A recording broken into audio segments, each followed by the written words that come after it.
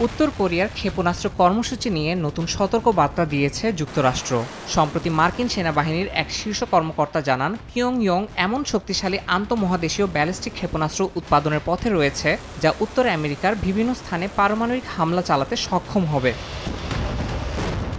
গত বছরের অক্টোবরে উত্তর কোরিয়া প্রথমবারের মতো হোয়াসং-19 নামে একটি কঠিন জ্বালানি চালিত ক্ষেপণাস্ত্রের পরীক্ষা চালায়। বিশ্লেষকদের মতে এই ক্ষেপণাস্ত্র আরও উচ্চতায় দীর্ঘ দূরত্ব অতিক্রম করতে সক্ষম। কঠিন জ্বালানি ব্যবহারের কারণে ক্ষেপণাস্ত্র নিক্ষেপের প্রস্তুতির সময় কমে আসে। এতে হামলা আগে থেকে শনাক্ত করা আরও কঠিন করে তুলেছে।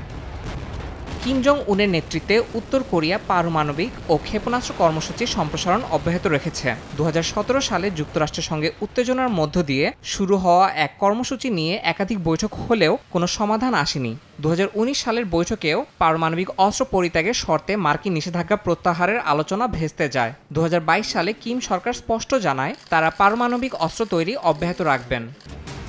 উত্তর কোরিয়ার নতুন ব্যালিস্টিক ক্ষেপণাস্ত্র তৈরির পদক্ষেপের কারণে এই অঞ্চলের নিরাপত্তা নিয়ে নতুন শঙ্কা তৈরি হয়েছে। যুক্তরাষ্ট্র এরই মধ্যে ক্ষেপণাস্ত্র প্রতিরক্ষা ব্যবস্থার সক্ষমতা বাড়ানোর ঘোষণা দিয়েছে। তবে বিশেষজ্ঞদের মতে পিয়ংইয়ংয়ের এই সামরিক অগ্রগতি ভবিষ্যতে বৈশ্বিক নিরাপত্তা পরিস্থিতিকে আরও জটিল করে তুলবে।